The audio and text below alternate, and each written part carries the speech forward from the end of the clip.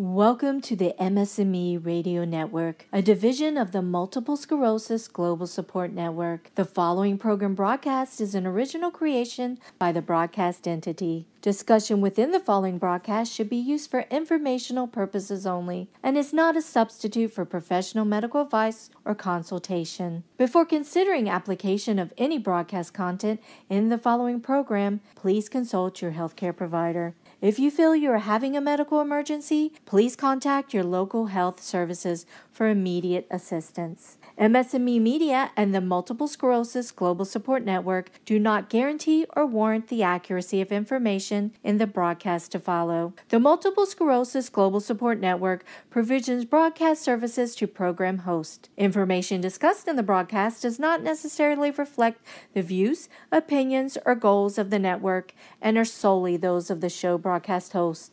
Should you wish to host a broadcast, please visit our website at msmemedia.com and submit a request to become a program host. We thank you for listening to the MS&Me Radio Network. Enjoy the show.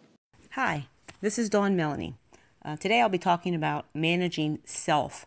My perspective on managing self regarding multiple sclerosis is I think we should be our own or our best self-advocates because we know our bodies best. One thing that I've said from probably the start of being diagnosed or shortly thereafter is I learned to focus on my abilities and not so much as my disabilities. Just like MS is particularly unique to each and every one of us, so are our abilities. And that's what I try to focus on to stay positive throughout the course of this journey here. The past 20 years, almost 20 years, I've been dealing with multiple sclerosis, and I'll admit it's changed me. Not because I wanted it to change me, but because I guess I had to change, or maybe because I'm a little stubborn and I wasn't going to change. And what I mean I wasn't going to change is I wasn't going to change my lifestyle of living and kind of succumb to this woe is me attitude or things that I couldn't do, just accept them. There are things that I can't do because of my multiple sclerosis, but back to my main topic is managing self. I guess I've learned to take the things that I used to do and try to get that same enjoyment in a different, similar fashion. One way that I guess I've kind of, I want to say, reclaimed my independence or my happiness despite MS is an active lifestyle. I never was an athlete in school. I didn't play sports, but as I became a young adult, I noticed that I enjoyed more physical activities. I was forced to take a PE course in my freshman year of college, and I remember taking racquetball, something that, I don't know, I thought it was fun, I don't know. But I took the course, and I'll never forget my dad was kind of worried because he knew that I wasn't a very person who would tend to sweat or think that was okay. But I took the course anyway. I enjoyed it a lot, and I realized that I was actually quite the competitor. The competitor instinct just really took off, and I'll never forget going to the library. Yes, I'm dating myself. I went to the physical library and got a book called Power Strength Training, and that book actually had techniques of how to become a better racquetball player, and from that moment, I started to lift weights in the gym so that I could develop my quads so I can get lower to hit the ball, stronger quads, and my shoulders so I can hit the ball harder, especially when playing with guys who are naturally stronger than women. Anyway, I started playing racquetball every day in college, and I enjoyed it. And then I started lifting weights. I enjoyed it. When I wasn't doing those things, I would just kind of get on my bike and go for a ride in Audubon Park. And I'm from New Orleans, by the way. I would just get on my bike and ride for, it started off at 3 miles, 9 miles, 10 miles, until I would ride every day at school. And when I started working, I would ride my bike probably 3 times a week after work. And on Sundays, I started a ritual of riding 100K, 62.5 miles every Sunday.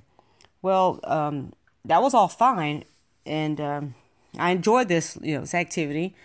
I was 23, 24, up and doing this stuff here, and then MS started, or I sometimes I say I caught MS, but the symptoms of MS started. The visual, I couldn't really see out of my right eye at times. The stuttering occurred. I couldn't really control my tongue.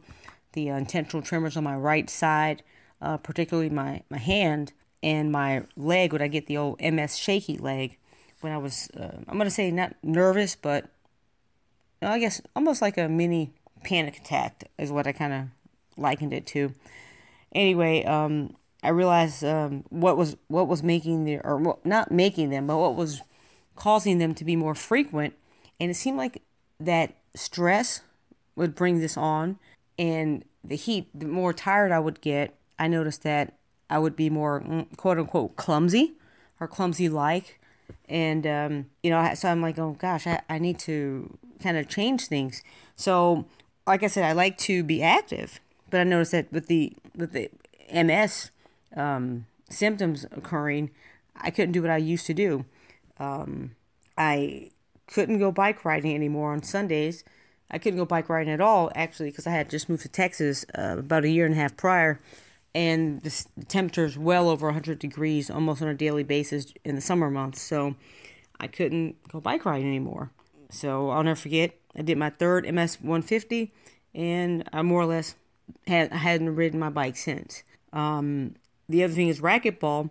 I don't play racquetball anymore, even though I love the sport, but I haven't even tried to play recently because when I get kind of nervous, not nervous, but more like a stressful situation, I need that quick reflexes, and my body to this day still locks up.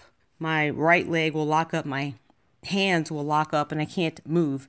So that's probably not the best situation to play racquetball in. I can work out. So now I've ruled out biking's gone, racquetball's gone. What do I have left? I have weightlifting or weight training. I was thinking back my timeline here, and symptoms started September 98. Took 6 months to diagnose, and I remember I was on short-term disability, and came back to work. I got a promotion, i.e. stress, and changed medications a few times during those times. With that being said, racquetball's gone, biking's gone. I have the gym, working out. Couple of years working out. I guess I became better at it. I picked out locations that had cooler environments where I could actually work out and not get overheated, which, like I said again, many of you understand, the heat is more likely to cause an exacerbation or have negative effect on us. So I worked out, and I enjoyed it. I built quote unquote little muscles and things like that. And in 2002, I remember going to a show with some friends, and they kind of encouraged me to get up there and do that. And I was like, what?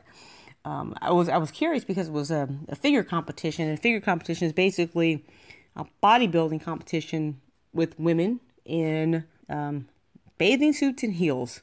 So we got bathing suits and heels and muscles.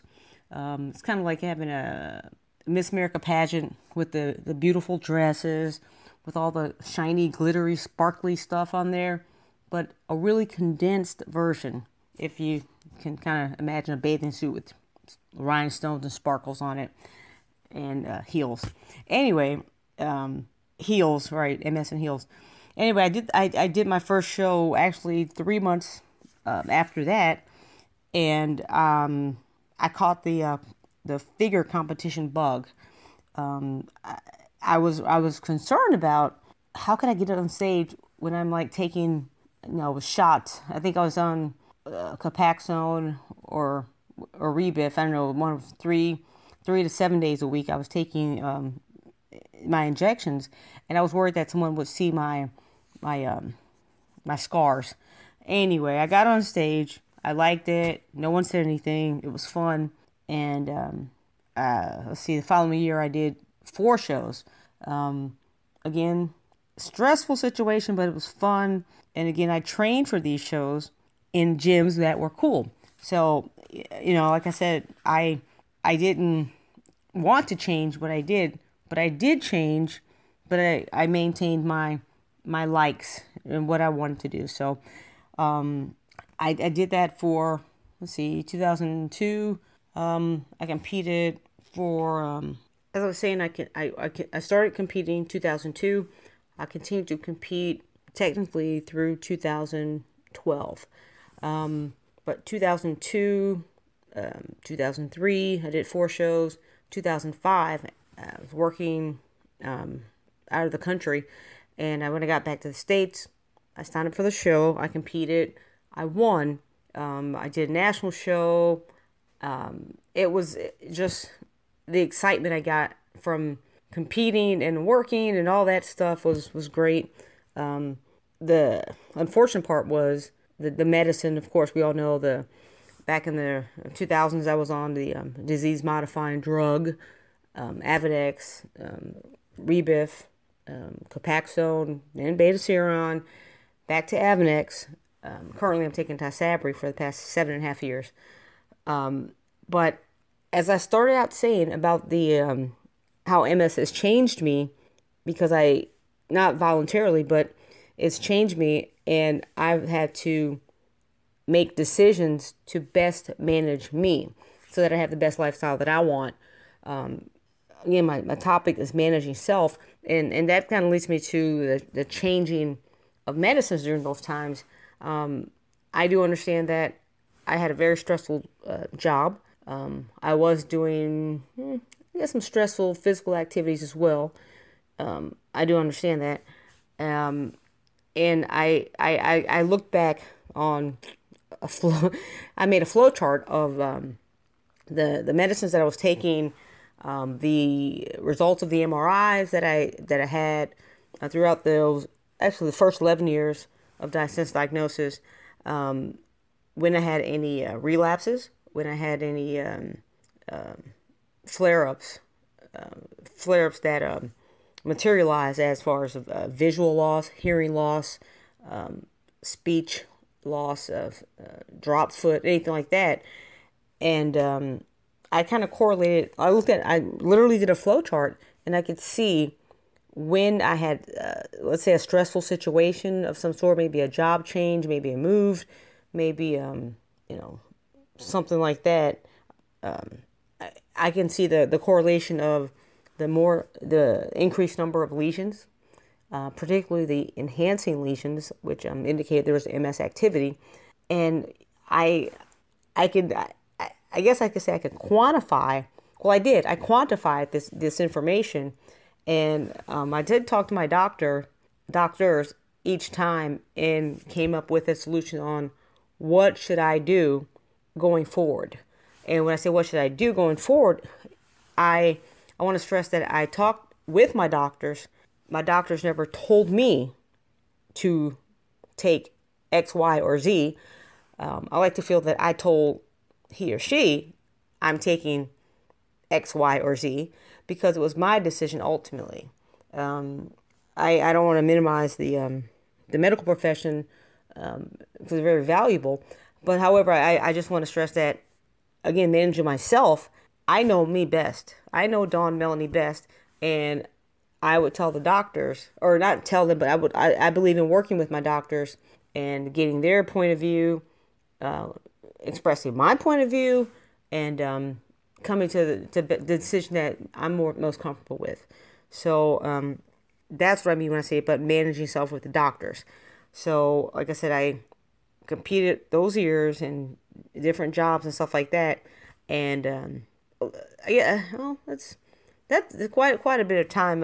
About 11 years of changing medicines, the disease-modifying drugs, and probably about 5 or 6 or maybe 7 rounds of steroids. IV, oral, what have you.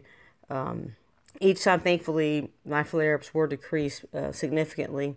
I guess with the exception of I guess one of my most severe flare-ups was after Hurricane Katrina.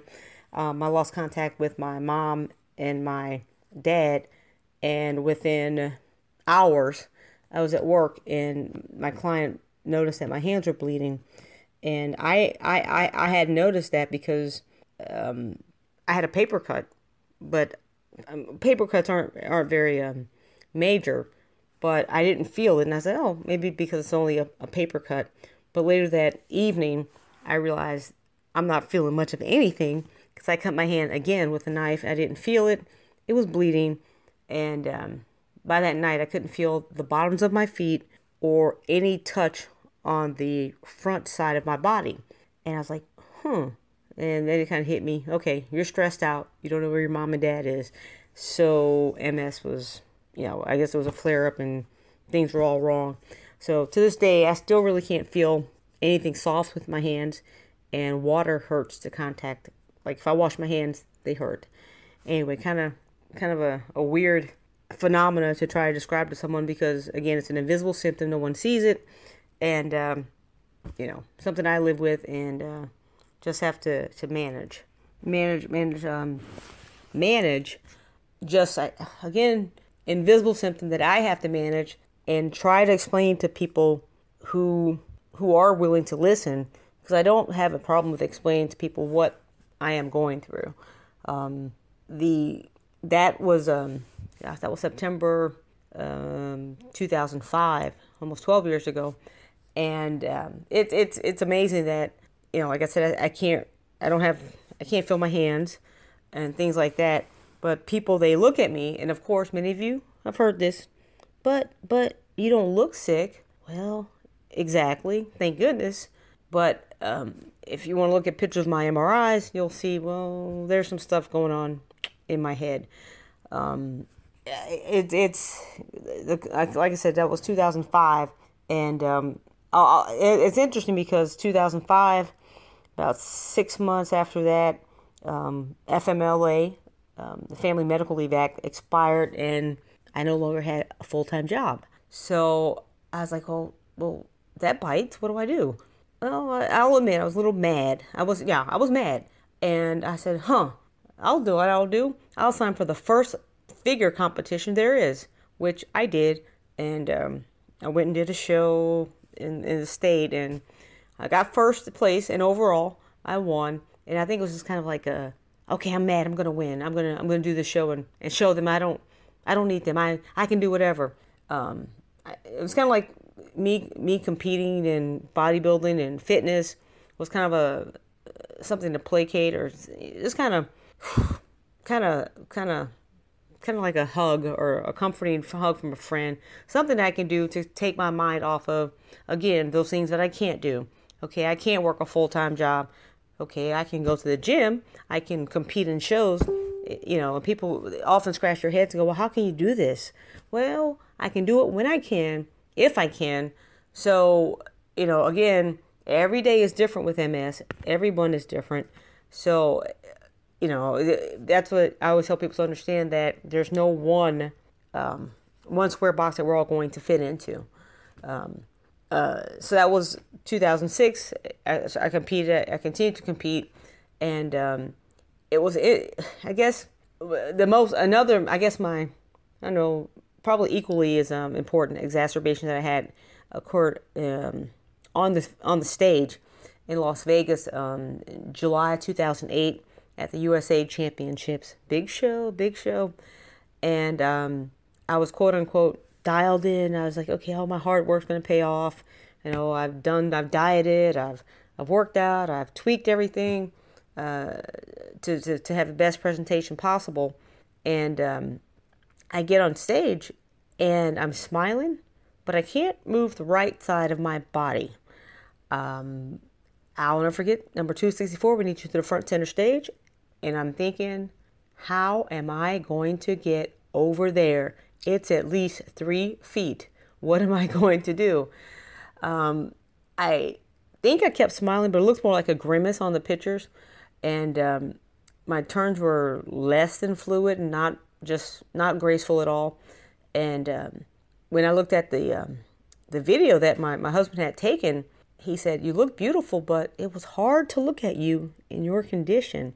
I was like, "Huh? What do you mean?" He showed me the video, and I cried. I said, "Oh my gosh, I'm not a crier." I looked like I don't want to say an idiot. It was sad. It was very sad. It was sad. It's like I had never worn heels. I didn't know how to walk. It was sad. And it only got worse because the next day when I went back for the second round, several girls approached me and said, "Oh, wow, you really got the party started early last night." I said, "Excuse me?" And it's like, "Yeah, you're drinking, huh?" I said, "I don't drink. Why would I take all my hard work and blow it out of the window partying?" So I explained to her my situation, and she's like, "Oh, MS can do that?" I said, "Apparently MS can do kind of what it wants to when it wants to." Anyway, my best friend, she was crying because she said, I didn't recognize that you were going through this. And I told her, I said, "Well, I didn't know that I was going through this because I thought I was okay, not realizing that the heat lamps in the prep area were very, very, very hot. And that heat caused what? An exacerbation. So apparently a very bad flare-up where I couldn't walk more than 10 feet without stopping and taking a break. It was pretty bad. It was really bad. But I managed. And in addition to that, the weirdest part, or I don't know, I call it weird, but it looked weird. It looked different. Is I was in Vegas with temps of about 120, and I had on shorts, a halter top, sandals, and leather wool-lined gloves on my hands because my hands were freezing and hurting, so I had to have gloves on my hands. Again, that's MS. I was like, really? Okay, you look so MS-y. Anyway, it didn't bother me. I was like, well, this is how I'm managing me. I'm comfortable with the gloves on, even though it's 120 degrees plus out here. So that was one exacerbation where I had to, again, manage me and kind of deal with my situation. Okay, so I thought I was done with my competition career, and my friend said, "Why don't you compete anymore? You work out all the time." I said, "Well, I don't think I can stand up without falling over." And she said, "Well, why don't you use your cane?" So I said, "Well, I'll see if that's allowed or if they think it's a prop."